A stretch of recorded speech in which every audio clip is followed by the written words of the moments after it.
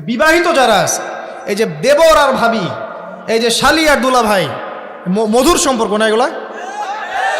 দাঁড়া এগুলো মধুর সম্পর্ক। দেখা যায় সুবহানাল্লাহ, এই যে আমার এখানে ফোন আছে না, আমাদের অফিসিয়াল পেজ আছে, অফিসিয়াল পেজে যত প্রশ্ন আসে দেখি ম্যাক্সিমাম জেনা কেন্দ্রিক, ব্যভিচার কেন্দ্রিক, পরকীয়া কেন্দ্রিক।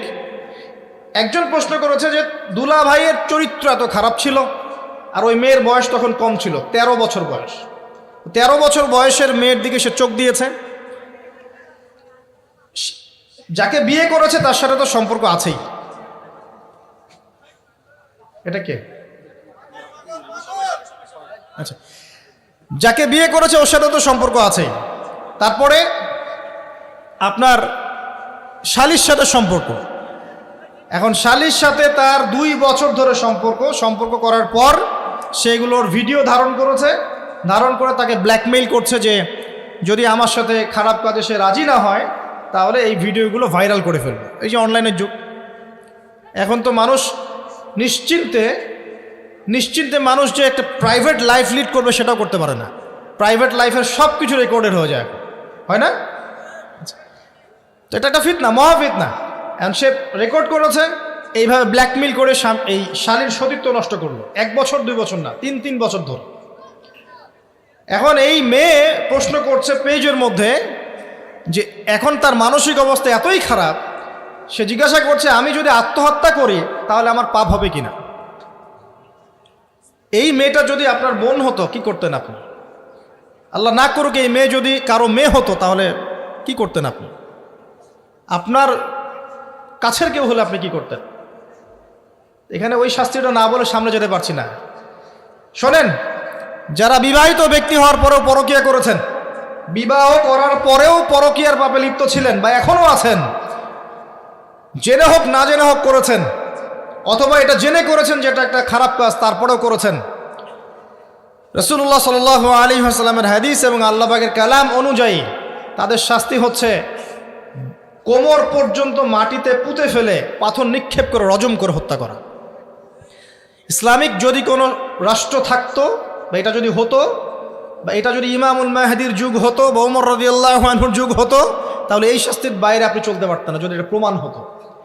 এই শাস্তি যদি দুনিয়াতে কার্যকর নাও হয়, আপনি যদি তওবা না করে মারা যান তাহলে কিয়ামতের মাঠে এই শাস্তি আপনি ভোগ করবেন।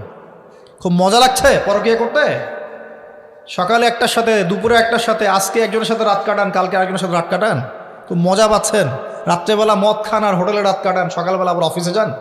আমাদের শহরের এগুলা কালচার কোত্থেকে আসলো? এই শহরকে পবিত্র করবে কে এবং এই শহরের আসল রূপগুলো স্পষ্ট করবে কারা? খুব মজা পাচ্ছেন এগুলোতে। সুবহানাল্লাহ। একটা বিষয় বুঝাই, ইসলামে কেসাস আছে, কেসাস। মনে করেন আমাকে কেউ হত্যা করেছে, আপনি তাকে হত্যা করতে পারবেন। মনে করেন আপনি কাউকে হত্যা করেছেন, ঠিক আমাদের লজের মতো কেউ যদি কাউকে হত্যা করে তাকে ফাঁসি দেওয়া হয় না, এরকমই কেউ যদি কাউকে হত্যা করে ইসলামের বিধান কেসাস করা, মানে হাতের বদলে হাত, চোখের বদলে চোখ, কানের বদলে কান, নাকের বদলে নাক, জানের বদলে জান, যদি প্রমাণ হয়। কিন্তু এখানেও হত্যাকারীর বাঁচার সুযোগ আছে। কীরকম? মনে করেন আপনি আমার পরিবারের কাউকে হত্যা করেছেন, আল্লাহ না করুক। এখন আপনি এসে আমাকে ক্ষমা চাচ্ছেন যে আমার ভুল হয়ে গেছে, আমি রক্তপণ দিব, আমাকে মাফ করে দেন। এখন আমাদের পরিবারে কি আপনাকে বললো ঠিক আছে আপনাকে মাফ করে দিলাম, আপনার কেসাস করার দরকার নেই, আপনি রক্তপণ দিয়ে দেন, তাহলে আপনি বেঁচে থাকার সুযোগ পেলেন। কথা বুঝতে পারছেন? আরেকটা হচ্ছে মুরতাদ। মনে করেন কেউ ইসলামের কিছু বিষয়কে অস্বীকার করেছে, তাকে জেলখানায় বন্দি করে রাখা হবে, সুযোগ দেওয়া হবে যে আপনি কি এগুলো জেনে শুনে বলেছেন নাকি এর উপর অটল থাকবেন না ফিরে আসবেন। সে যদি বলে না আমি তওবা করলাম, আমি এগুলো থেকে ফিরে আসলাম, ও বেঁচে থাকার অধিকার পেয়ে গেল। কিন্তু বিবাহিত ব্যক্তি যারা ব্যভিচার করেছে, বিবাহিত ছেলে বা মেয়ে ব্যভিচার করেছে, তওবা করে যদি ফিরেও আসে, রজমের শাস্তি থেকে বাঁচার কোনো সুযোগ নেই। বুঝাতে পারছি না? একজন মহিলার কথা বলি তারা বুঝতে পারবে। এটা একজন মহিলা সাহাবীর ক্ষেত্রেও হয়েছে, একজন পুরুষ সাহাবীর ক্ষেত্রেও হয়েছে। আচ্ছা, পুরুষ সাহাবীর কথা বাদ দিয়ে মহিলা সাহাবীর কথাটা বলি। মহিলা সাহাবী এসেছেন, এসে নবীজিকে বলছেন ইয়া রাসূলুল্লাহ তাহিরনি, আমাকে পবিত্র করুন, আমি একটা অন্যায় করেছি, আমি বিশাল একটা অন্যায় করেছি। নবী সাল্লাল্লাহু আলাইহি ওয়াসাল্লাম বলছে কি করেছো তুমি? তখন সে বলছে আমি জিনা করেছি। নবী সাল্লাল্লাহু আলাইহি ওয়াসাল্লাম বলছেন বাসায় যাও, বাসায় গিয়ে আল্লাহর কাছে তওবা করো, আল্লাহ পাক মাফ করে দিবেন। নবীজি এটাকে হাইড করতে চাচ্ছেন, কারণ কি? যখন আপনি কেস আদালতে নিয়ে যাবেন তখন তো উপায় নাই, আপনাকে তো বিচার করতেই হবে। তুমি বাসায় ফিরে যাও, তওবা করো, আল্লাহ মাফ করে দিবেন। সে মহিলা নাছোড়বান্দা, না আমার বিচার করে দেন, আমার বিচার করে দেন, পরকালে আমি শাস্তি পেতে চাই না, দুনিয়াতে আমার বিচার করে দেন। নবী সাল্লাল্লাহু আলাইহি ওয়াসাল্লাম বলছে, তুমি কি গর্ভবতী হয়েছো? হ্যাঁ, জেনার কারণে আমি গর্ভবতী হয়ে গেছি। এরকম হচ্ছে না এখন? আর যে অ্যাবর্শন করছে না, ওই যে ক্লিনিকে গিয়ে, এটাও ট্রেন্ড হয়ে গেছে। হইল, সমস্যা কোথায়? কি এমন হয়েছে? আমার কি কেরিয়ার নষ্ট হয়ে গেছে? ফ্যামিনিস্ট নোংরা মেয়ে কোথাকার। তারপরে এই মেয়ে বলছে, হ্যাঁ আমি গর্ভবতী হয়েছি ইয়া রাসূলুল্লাহ।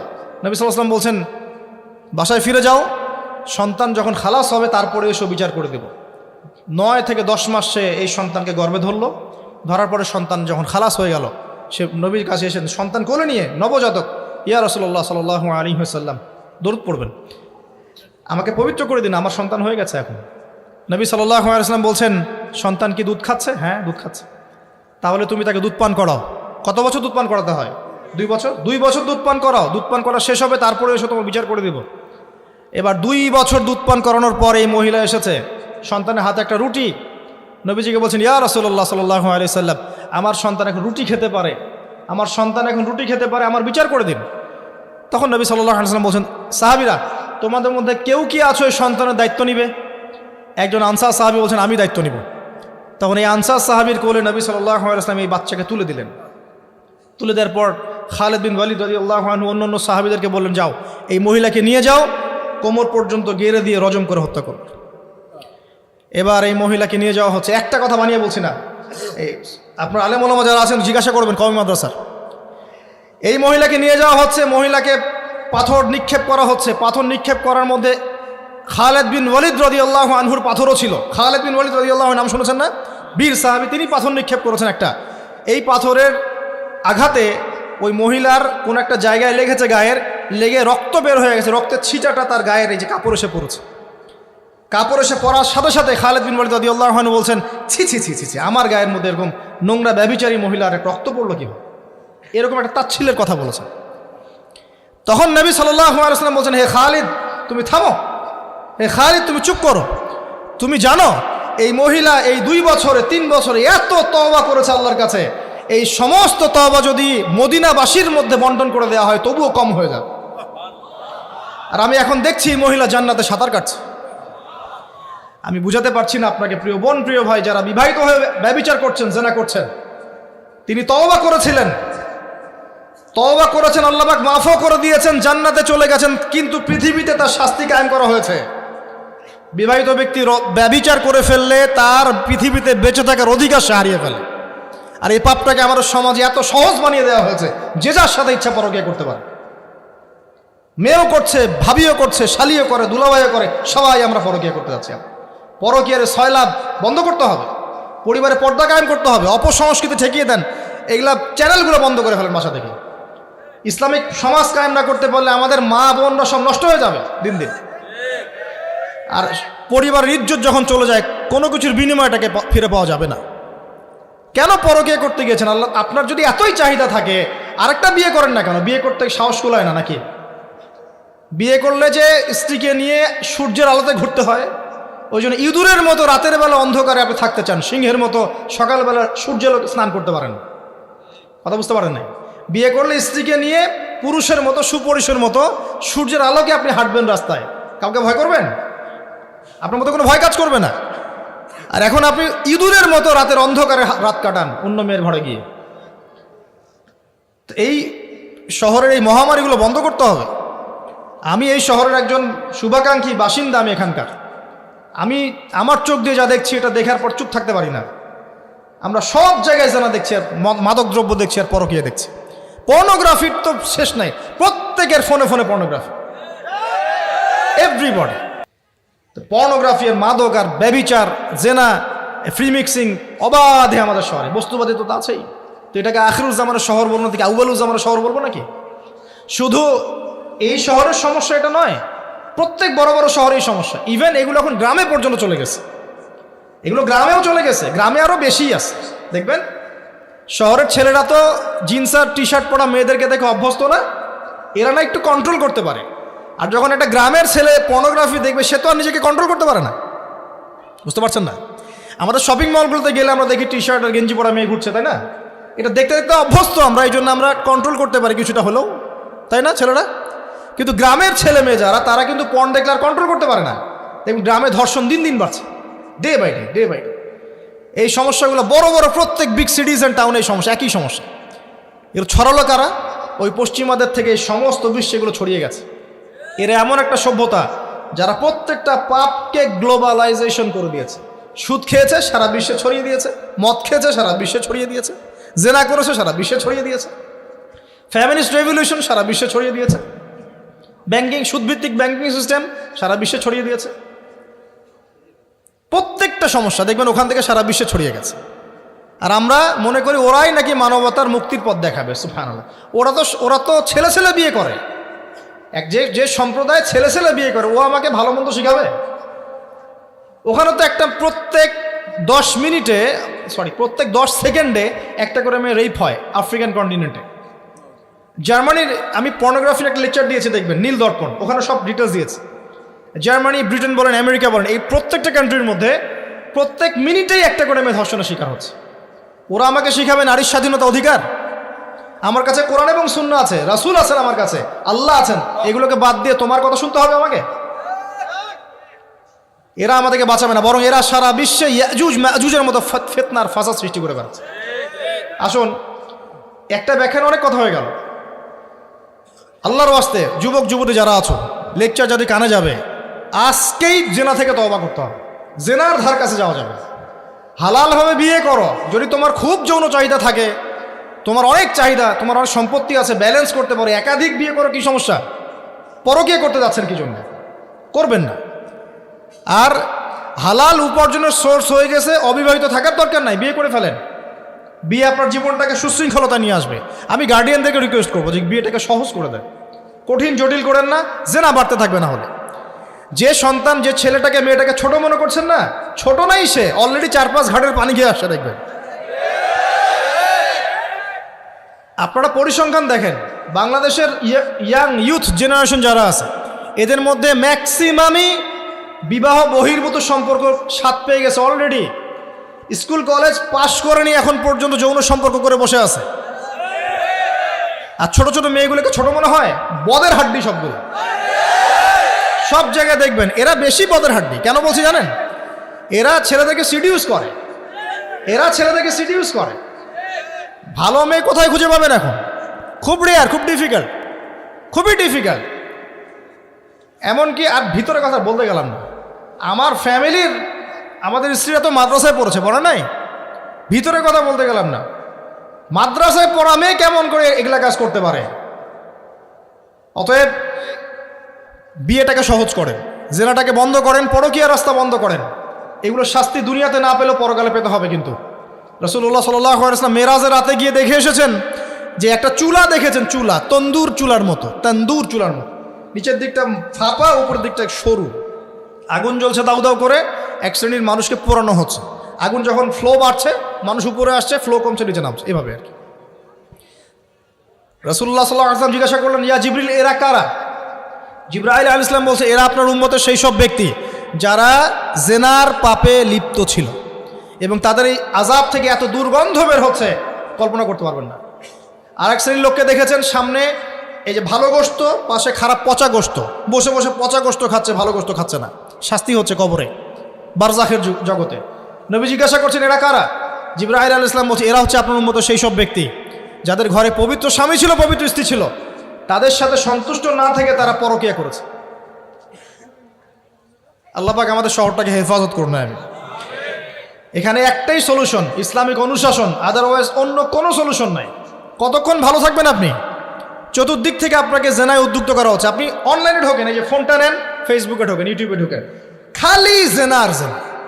মানে জেনাটাকে এমনভাবে দেখানো হয় যে কি যে মজার একটা বিষয়, কি যে মজা একটা। অথচ জানেন, জেনার মধ্যে যার্রা পরিমাণ কোনো সুখ নাই। আপনি হালালভাবে বিয়ে করেন, আপনি যে সুখটা পাবেন, আপনি শত শত জেনা করলে সে সুখ পাবেন না। এটাকে দেখানো হয়, এই যে পর্নোগ্রাফি যা দেখায়, সবই ভুয়ার বানোয়ার। এটা টোটালি বানোয়ার জিনিস। শুটিং আছে না, শুটিং, ওই যে নায়ক নায়িকা নাচানাচি করে, শ্যুট করে না, ঠিক সেমভাবে এটাকে শ্যুট করা হয়। এগুলো শুটিং জাস্ট, আর কিছু না। তো কেন ছড়িয়ে দেওয়া হলো? কারণ মুসলিমদের ইমান, তাদের তাকওয়া, তাদের কলবের যে নূর, এটাকে নষ্ট করার জন্য। কারণ মুসলিম যুবকরা যদি ইসলামের আলোয় উদ্ভাসিত হয়, তাদেরকে ঠেকানো এত সহজ নয়।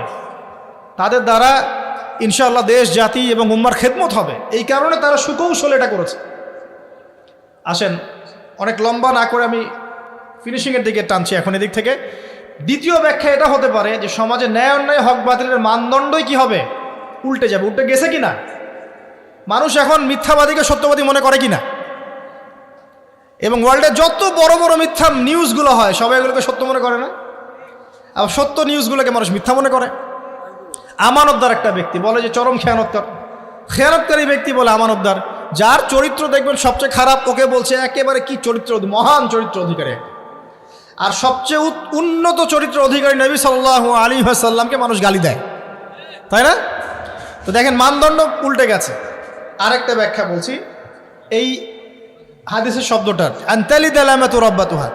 হ্যাঁ, সত্যি সত্যি দাসী মনিবকে জন্ম দিতে পারে, এটা বোঝার জন্য এই যুগটাই সবচেয়ে উৎকৃষ্ট। কিভাবে জন্ম দিতে পারে দেখুন, একটু মনোযোগ দেন।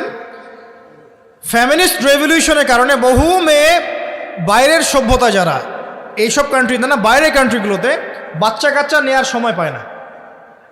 ফ্যামিনিস্ট রেভলিউশনের কারণে বহু মেয়ে বাচ্চা কাচ্চা নেওয়ার সময় পায় না। বাচ্চা নিবে কিভাবে? এখন সন্তান তো দরকার। তখন কি করে? মধ্যবিত্ত, নিম্ন মধ্যবিত্ত কান্ট্রিগুলো থেকে কিছু মেয়েকে হায়ার করা হয়। তাদের যে গর্ভটা, এটাকে হায়ার করা হয়, যে তোমার গর্ভে আমার স্পার্ম ইনজেক্ট করা হবে এবং 9 মাস সেখানে সন্তানটা হবে। তারপর সন্তান জন্ম দিয়ে তুমি তোমার অনারিয়াম নিয়ে চলে যাবে। মনে করেন, বুঝাচ্ছি, মনে করেন আমেরিকার একটা কাপল, ওদের তো মেয়েদের বাচ্চা কাচ্চা নেওয়ার সময় নাই। তো প্রোগ্রেস, এগিয়ে যাওয়া, ইজ্জতও থাকে না। 10-15 বছরের মধ্যেই সারা জীবন এভাবেই তারা চলে। 10টা-20টা জেনা হয়, এগুলো কোনো বিষয় না। ডিভোর্স তো সকালে বিয়ে হলে বিকেলে ডিভোর্স হয়। বাচ্চা কাচ্চা নেওয়ার ফুরসত নাই। এখন আমেরিকান এক মেয়ে ধরেন, এক ছেলে ধরেন, একটা শ্রীলঙ্কার কোনো মেয়ের গর্ভ ভাড়া করেছে। এখন গর্ভের সন্তান হলো।